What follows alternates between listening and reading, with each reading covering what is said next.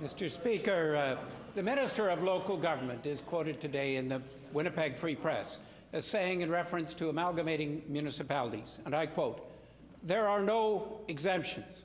There are none. Zero. Nada. Squat. Nothing."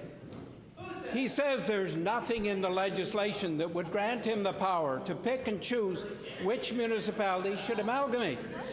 I asked the minister, who himself wrote this legislation, why did he write the legislation so poorly that even when amalgamation doesn't make sense, he's no option but to force municipalities to amalgamate? Well, thank you, Mr. Speaker. I'm glad I was quoted accurate for once, but I just want to say that Mr. Speaker, the legislation, the department and others thoughtfully put together this legislation, Bill 33, to try to address not only today but the future, Mr. Speaker. It's about municipalities, families and communities, building communities in this province. It's not about us and them, Mr. Speaker. We're working together as Manitobans, trying to build a better province, Mr. Speaker.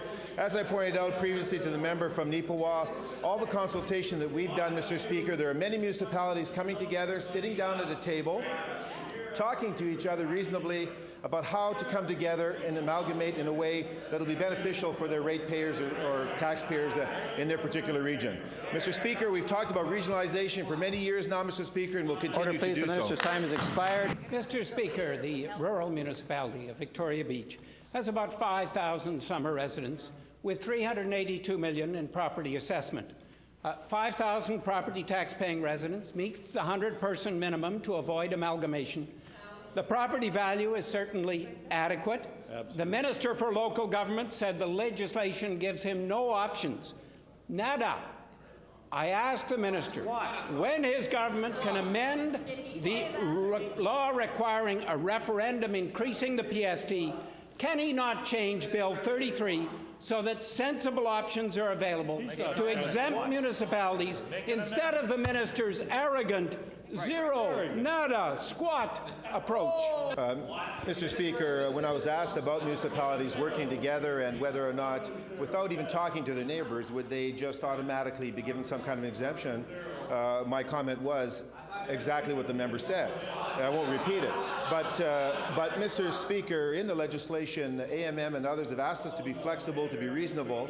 And Mr. Speaker, there is a section that allows for some flexibility, but at this point, we're early, Mr. Speaker, in the process.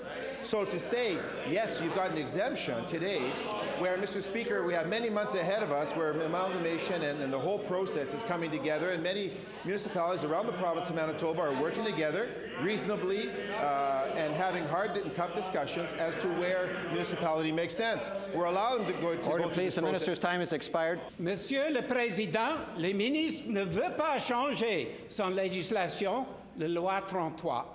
Les ministres créaient une situation difficile pour beaucoup de municipalités. Par exemple, Notre-Dame-de-Lourdes, Saint-Claude, Saint-Lazare et Saint-Rose, qui sont très concernés qu'ils perdent leur identité francophone avec cette amalgamation forcée. Je demande au ministre, sera-t-il agir aujourd'hui de nous donner un amendement qui permette les options raisonnables dans la loi 33 sur les amalgamations? Merci, Monsieur le Président. Le membre de River Heights nous a demandé une question sur les municipalités francophones ici au Manitoba. La législation reconnaît qu'il y a les communautés d'intérêt dans la législation.